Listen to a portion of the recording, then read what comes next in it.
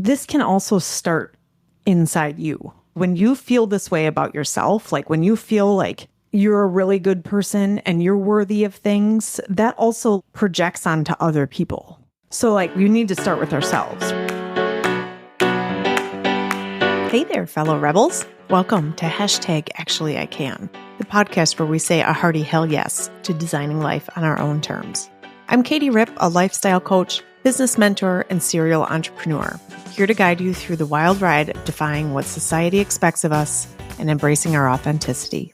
On this show, we dive deep into taboo topics like death, money, spirituality, entrepreneurship, unapologetic self-care, and personal development, all while swearing and laughing along the way.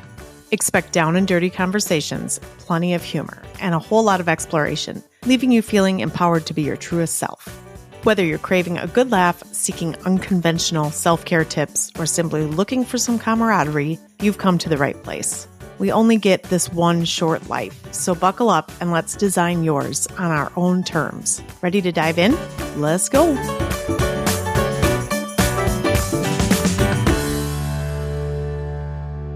Hello, listeners. Janna and I are doing our first Dear Katy episode. So I had this idea a while ago about doing a Dear Katy, which is a Dear Abby. And for those of you that are under 35, might not fucking know who Dear Abby is. I mean, Dear Abby was a column in the newspaper in the 70s, 80s, 90s. Maybe she's still out there. I'm sure she's dead. But who gets a paper? Well, right. Besides my parents. Right. I mean, well, they tried to get the paper Monday through Sunday, right? But the lady never delivered it. So they canceled because every time they didn't deliver it, my mom would call and get a refund for that one day. So she was calling multiple times a week. So they've just resorted. So maybe Dear Abby is still in the paper and I don't know about it. But anyway, Dear Abby was the column that people would write into for advice on any given topic. Did it start out as house I don't know. cleaning? We should look up the history of this. We should. Maybe by the next episode, we'll know a little bit more. Maybe. But I wrote Janna, my oldest friend, into helping me go through these and give advice. So we have not read these, by the way. Yeah. So this first one, neither one of us has read it. So the idea is that we will just basically give our opinion. Yeah, I'm excited. Okay, first one. You go first. Ready? Okay. Dear Katy, so I've got this friend. She's the most amazing person in the whole world, but she doesn't know that she is. She thinks she's a lazy piece of shit. Fat, ugly, and doesn't give anything to the world. How can I help her know that she is beautiful, what the world needs right now, and the most amazing wife, mother, and human? Oh, that is so sad. And what an amazing friend. Right? I think she should just start telling her. Yeah. So, I mean, have you told her? That would be the first thing. My guess is she probably has. Yeah. But let's say there's two scenarios. One is she has told her and she still doesn't believe it. Then what? I think giving people examples, it's easy to put words and just shoot words at people. Yeah. Like, you're beautiful. Yeah. I love that shirt. You look so great today. Yes. But giving examples of like kindness, like, oh, you did that for your son. Like, you went to bat for him. You are a really good mom. Those are what sometimes we need as humans. Yeah. Is the examples, because people can like shoot words and they have nothing to back empty. them up. Right. Yes. Empty compliments, I suppose. Yeah. So continue to give her that reinforcement and with the example. Yeah. But I think that for her friend, we've all been there. Yeah. And struggle with something of that nature, right? Well, like self-image, self-worthiness, Mm-hmm. I think that's called. Mm-hmm. I read something the other day that was really actually kind of cool. I think maybe I'll look it up and find it. It came from a book I'm reading called Worthy. And it said that self-confidence, like confidence, comes from external things. So like the more you do something, the more confident you become at it. For instance, my son is starting to drive. So nervous. Like the first couple of times he drove, he was so nervous. And then he got in the car last night, I guess. And he was like, I think I'm getting more confident behind the wheel. Mm-hmm. And I was like, because you're doing it more often, right? Yeah. Like the more you do something, the more confident you get at it. So that comes from like an external like practice, but worthiness comes from like internal. So if you've been told all your life that you're a lazy piece of shit because you don't get up before 9 o'clock or, whatever it is, that's like an internal worthiness issue. I'm guessing this poor woman struggles with some kind of worthiness issue. Yeah. Yeah. So, which we all do. I mean, we all have stories in our heads that, aren't true anymore or never were true, but somebody said it and then it resonated and it's never left. Mm-hmm. This was a kind of a heavy one to start with. It's so good because there's a couple things, what do you do as a friend? If you're just, let's say you have a relationship with just that friend and you don't have a group of ladies, that's just like a one-off friendship, let's say. Yeah. It's hard to say, well, rally the friends together and everyone reinforce it because maybe it's just like a one-on-one friendship. Like, they don't have other external friends.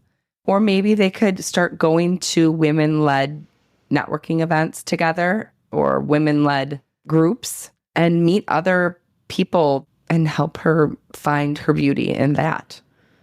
That's a great idea. Also, she is asking, like, how can I help her know that she is beautiful? What the world needs right now, the most amazing mother, wife, and human. I think what you said before, like, give her examples of how she is showing up to the world and what her gifts are and be there. Yes. And also this person that wrote in, you're an amazing human being. Right? What? Yeah, these are anonymous. Yes. So, which I'm dying to know who wrote it. Right? You're such a good person. Though. Like, I can't go there because, it could be a total stranger. But a lot of the idea behind this is we also struggle. Everybody, like, lots of people struggle with the same stuff, but don't know how to say it. Mm-hmm. And so, by doing this, I'm hoping that this will resonate somehow and something that we say will help them too. Yeah. That's a good one. I hope we tried to answer a little of just maybe tell them. Maybe give her a gift certificate for my coaching. Yeah, I'll help her. I'll tell her she's amazing. I think one example of that, I was talking about my cousins, but yeah, because they're fucking amazing. They are amazing, and we are such a tribe. But years ago, we just started, like messaging each other, like thinking of you, I love you. And at first, I was like uncomfortable with like saying, I would say love ya back instead of I love you. And then it took my cousins to do that to me, to say like, yeah, they do love me. It's not a love ya, which feels ingenuine. Not as, So now it's easier for me to say, I love you too, or to go on a random day and send a text message to everyone that I'm thinking of them and I love them. Yeah. So it's just like having that reinforcement and sitting in the uncomfortableness of it. Yeah. So telling your friends that they're great and a good mom and that you love them can feel uncomfortable at first, but it shouldn't. Here's the other thing is this can also start inside you, right? Like when you feel this way about yourself, like when you feel like you're a really good person and you're worthy of things, that also like projects onto other people. So like we need to start with ourselves, right? Like we need to start taking care of ourselves and making sure that we don't think we're a lazy, ugly, fat piece of shit, right? Like just because that other person is, if it doesn't start with us, we have to start here first, then go out and try to help people. Yeah, it's a good one. It's a good one. Thank you. Janna and I are here with our next Dear Katy. Yes, and I have not read this, and it seems like it's a little bit long, so here we go. Well, I've got an interesting question that I came across when developing business ideas and ventures. Because I'm always genuinely excited about new ideas and cannot wait to develop and create and talk about the things that light me up, I end up talking to people about it. I ended up speaking to a colleague about my ideas, and she instantly loved it and got excited. We ended up discussing and talking about it further and came to the point where we thought it might be a good idea to go and do this together. On second thoughts, when I realized I was actually quite scared of this because I had burned myself with doing business with friends more than once. So why did I do this again? Why did I invite someone into my idea again?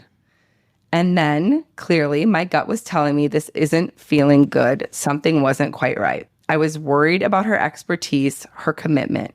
if she can even be self-employed and knows what that means, because she never has been before. So how do I get out of the situation like this? Why did I get myself into this situation in the first place?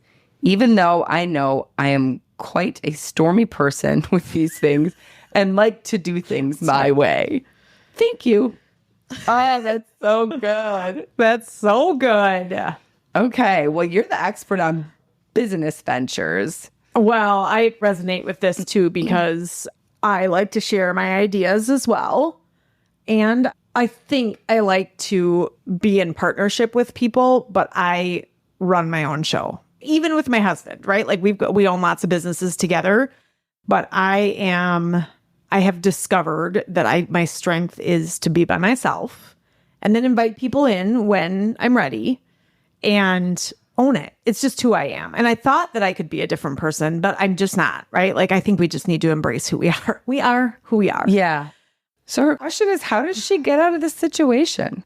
Well, it doesn't really sound like she's in a situation. I think that she feels like she has to do this business venture with this person. Well, I'm going to just tell it to you straight. Unless you signed a contract, you don't have to do it with anybody else. Absolutely.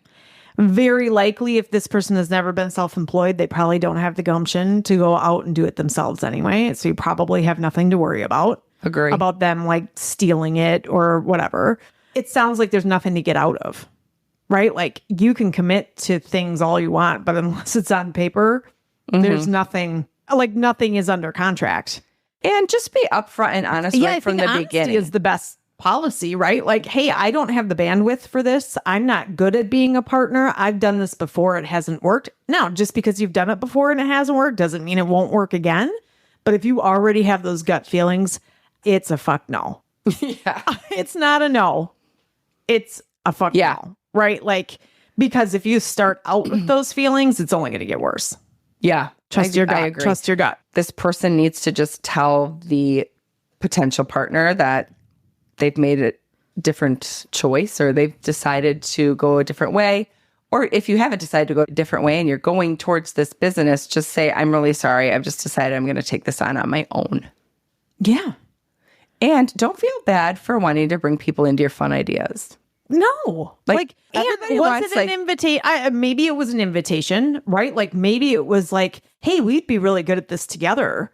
And then you're like, you can change your mind, right? Like, yes. We don't have to stay in the same decision. Sometimes we make decisions off the cuff and you're like, fuck, I did that wrong. Okay, then fix it. Don't get into a situation where all of a sudden you like have signed on a dotted line somewhere and you knew it wasn't right. And then go back and be like, oh, I did this because I didn't want to hurt her feelings. And now I'm on the hook for $200,000 because it didn't work. Right? Like, Agree. Don't do that. Yeah.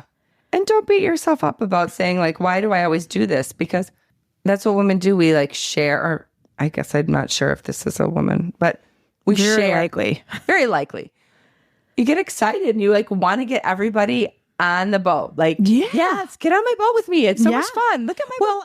And we look for validation. Yes. There's nothing wrong with it. I'm not saying that like that to be judgmental, but we're looking for validation. So likely you've gone out and you've said this to other people before because you want validation that it's a good idea and that you want permission to move forward. And when somebody says, oh my God, that's a fucking great idea, I'm getting on the boat with you. Then you're like, oh, whoa, all I really wanted was the validation. Yeah. I didn't want to, that wasn't an invitation to get on my boat. I just wanted you to tell me my boat was pretty. Yes. So that's what you're looking for is validation, I'm guessing. But I'm only guessing here. That's all these Dear Katys are, by the way, are just our opinions. Because we have no idea I mean, this is pretty detailed. But yeah. And great point, Jana, you too. Like, don't beat yourself up, right? Like, these are things that everybody does this shit. Yeah. And hopefully your friendship is strong enough to withstand stuff like this. She did say colleague, right? Yeah. So I guess you don't like even have that, it's not like a lifelong friendship that you're worried you're going to somehow sabotage. You're right. It was a colleague.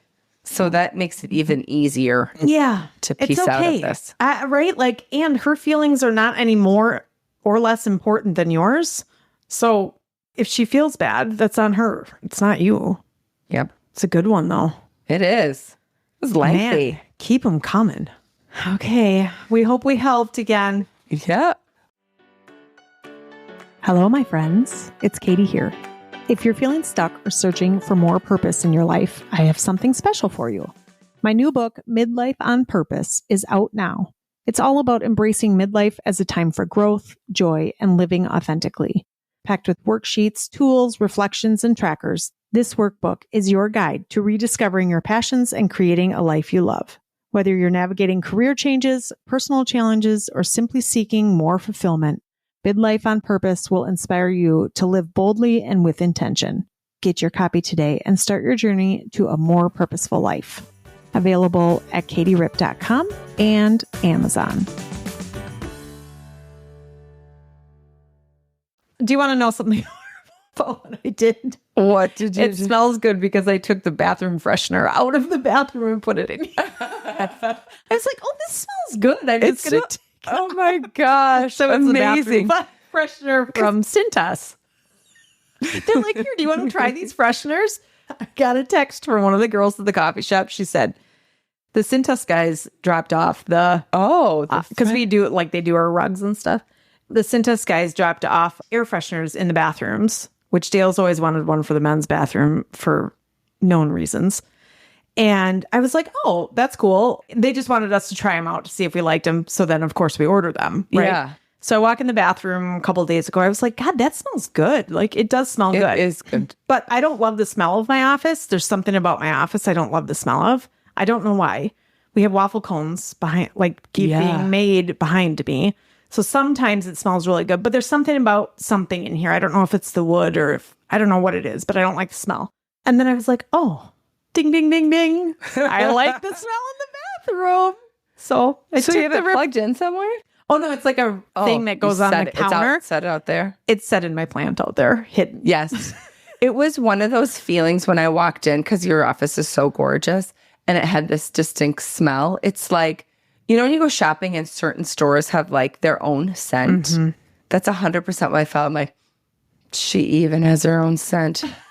This bitch. What does she do? She's got her picture on the door, the most gorgeous office that I literally want to live in, and her own scent. It's amazing. My own scent. I mean, at least it doesn't smell bad. Yes, delicious. Okay, all right. So I did read this one ahead of time, and I am so interested to hear your opinion on this. Excited. You ready? Dear Katy, my partner and I have a very interconnected neighborhood. Our closest friends that we met just after moving in live a few houses away. We've done everything together for about 5 years, including COVID, traveling, etc. Over the last 6 months, it feels like they're pulling away. We maybe see them once every couple of weeks, but they're still doing things we used to do, but with other friends. We are going through some hard times right now and could really use our friends. Do I say something? Do I just let it go? Am I acting like an insecure middle schooler? Well, this resonates big time because, you know, my neighborhood is like, we are a unit, not to that extent, but very close. Yeah. And you've lived there a long time. A long time. Yeah. So did they say, years. Hold on, let me see what this. We met them just after moving in and live a few houses away. 5 years. 5 years they've been doing stuff together. That's a long time. Yep. And I definitely could agree with them that internally you're going to round this over in your brain, right? Because I've done that with our neighbors. Like, why didn't we get invited into that group meet? Why are they're all going to supper club and we didn't get invited? I mean, these are all things that have happened. So I totally resonate with this. Yeah. I mean, FOMO is real. Yes. Right? Like, fear of missing out on something is real because as a society, as a human trait, we need to belong to a tribe. Like, we want to be connected. We want to belong. And when we feel like we've gotten ousted from a tribe, it breeds a bunch of insecurities. So I'm guessing this poor girl is probably thinking we did something wrong. Yes. Very likely that is an untrue story. Probably. Unless you can pinpoint something. Like, if you're looking for something that you've done wrong and you can't find it, it's probably nothing. Well, and in this situation, if it is something, let's say, it doesn't seem like the neighbors are willing to address it. They're just deciding to pull away, right? Yeah. I mean, it very well could be that you've just grown out of each other. I agree. And people grow in and out of each other all the time. It does not say that they have children, but if the children have gotten older. Yes. I was just going to ask. I wonder if they have children, the ages, because that a couple ages can really make a difference in like family dynamics and sharing vacations. 100%, right? Like vacations, all of a sudden you become friends with like the new basketball parents in that season, or, like things just shift. I'm old. I don't know how old this person is, but like I'm older. You have older kids, right? So like we've had lots of different groups of friends over the years that we've like ebbed and flowed with. Our kids were babies, and so we would go over to each other's houses. Then they got to be older, and, the kids didn't connect as much. And so we sort of moved away, and now we're back to, it's just this like ebb and flow. Having said that, if you've put all your eggs in one friend basket, then it can be really hurtful when people are moving to another season. And if you're going through rough times, it could be like maybe they don't want to get involved. That's very true. Depending on what the rough times are. Or they're just immature and they can't handle rough times. And maybe just to kind of reach out to just the one you're closest with, like the wife, if it's this is the female writing, and the wife, and say, do you want to go grab a dinner or a drink, instead of getting the whole family together, the whole neighborhood together, and just kind of feel it out that way too. Because it could be completely... Well, here's the thing, is you just don't know. Right. I mean, she could be deciding that this is what's happening and it's not happening at all. Yeah. And the neighbors are just totally like busy, or they've made new friends and their kids are busy. Maybe they're going through something, right? Like you have no idea what's... Yeah. I read one of my favorite books is You're a Badass by Jen Sincero. And she goes through this like FOMO part. And she said, like, there's this whole scenario of this girl asking somebody if they want to go to dinner. And then the girl on the other side of the phone, this is a text thread. The girl on the other side of the phone says, oh, I'm sorry, it's my birthday that night. I can't go. And so the other girl thinks she's an ass, like, oh my God, I'm an asshole. I forgot it was her birthday. So then she feels like, oh my God, happy birthday. I'm so sorry. Like, I didn't even think about it. And the other girl never replies to the, like, oh, I'm so sorry it was your birthday. I forgot. She just never replies. Well, of course, this girl spins, right? Like, oh my God, right? Is this really that important? Like, are we worried about the, like our birthdays in our 30s? Like, why aren't you responding? She tried to call, blah, blah, blah. Well, the girl dropped her phone in the toilet. Like, you just don't know what's going on the other end until you actually fucking ask. So my advice would be to pull your big girl pants up and text the girl or call her and say, hey, can we meet? I'm feeling kind of whatever you're feeling. Or I'd love to get out and see you. I feel like we haven't connected. I feel like we haven't connected in a while. I don't think you have to go as far as like, is there something wrong? Did I do something? Like, I don't think that you're there. I agree. Like, unless you physically can pinpoint something you did wrong, it's very likely you didn't do anything wrong. Right. I mean, I see exactly where she's coming from, because COVID did really enhance relationships with people's community and neighborhood. Oh, yeah. So then you feel, and it's also hard to get out of that rhythm. Like, these don't have to be my only people. Yeah. So, she could venture outside of that group, but because it seems like they have as well. Yeah. Things change. Nobody wants to hear that answer. I know, it's the worst, but also lucky, because I always look at life as like a book, right? Yeah. And different chapters. So the chapter where she probably needed those neighbors the most, like during COVID, we all just needed something extra. Thank goodness you had them for that chapter. 100%, right? Like, be thankful for the time you had but it's not over. It's just less. Yeah, it's just less. And the bottom line is you just don't know. Like, we just don't know. Yeah. And you may never know, right? Like, you may have coffee with her and be like, oh, well, it didn't seem like anything was wrong. Like, she said yes, and we went out for coffee and it was lovely. It didn't seem like anything was wrong. Well, then maybe nothing's wrong. Correct. People's schedule get crazy or whatever. So I don't think you're being a middle schooler either. Like, these things happen, and it's hard to make friends and keep friends in middle age. Yeah. It's hard. That's the other thing, is it's it's hard to make friends when you're in your older, like 30s, 40s. Like, so when you have friends, you're like, oh my God, these are my lifelines, because it's harder to make them when you get older. Sorry about that. I agree. Yeah. Okay. Thanks for writing in. Sorry we couldn't help. We're close. And that's a wrap on today's episode. I hope you enjoyed diving deep into the world of living authentically with me. Before you go, don't forget to connect with me on Instagram. Shoot me a message at Katy Rip. I'd love to hear your thoughts on today's episode and connect with you further. And remember, if you want more details on today's episode or just want to explore more about designing your life unapologetically, head on over to my website at katyrip.com.